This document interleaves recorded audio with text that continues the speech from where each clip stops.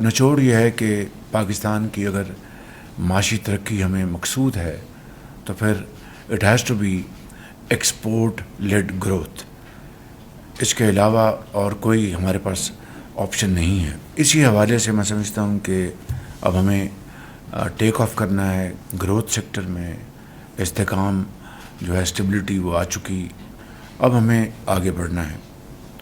تو میں سمجھتا ہوں کہ اس حوالے سے اے ڈی آر کی مد میں جو ایک ایفرٹ ہوئی ہے اس کی بھرپور ستائش کرنی چاہیے. اس کو لیڈ کیا ہے ڈپٹی پرائم منسٹر نے اور گورنر اسٹیٹ بینک نے، منسٹر فائنانس نے، ایم او ایس فائنانس نے، اور بڑی ایفرٹ ہوئی اور اس کے نتیجے میں 72 ارب روپے کی محصولات خزانے میں آئے ہیں.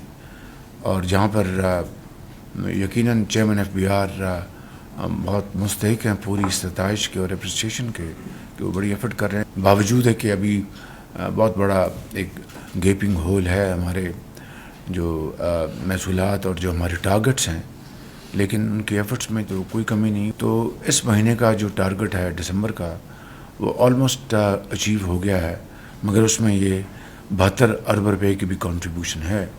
تب جا کر یہ ٹارگٹ جو ہے یہ 97% ہم نے اچیو کیا ہے، جو کہ ہماری آئی ایم ایف کے ساتھ کمٹمنٹ ہے. تو یہ ایک میں سمجھتا ہوں کہ بڑی خوشائند بات ہے. فیس لیس جو انٹریکشن شروع ہو گیا ہے کراچی پورٹ پر. اب دیکھیں کہ جب میں کراچی گیا اس سال جولائی میں، تو مجھے انہوں نے جو پریزنٹیشن دی وہ تھی کہ جناب ہم فلاں جگہ ریل اسٹیٹ بنا رہے ہیں. مجھے بہت دکھ ہوا، افسوس ہوا. میں نے کہا کہ آپ کا کام کراچی پورٹ کو چلانا ہے کہ ریل اسٹیٹ کے کاروبار میں آپ ہیں. And then rest is history. تو وہاں پر بڑی ایفرٹ ہم نے کی.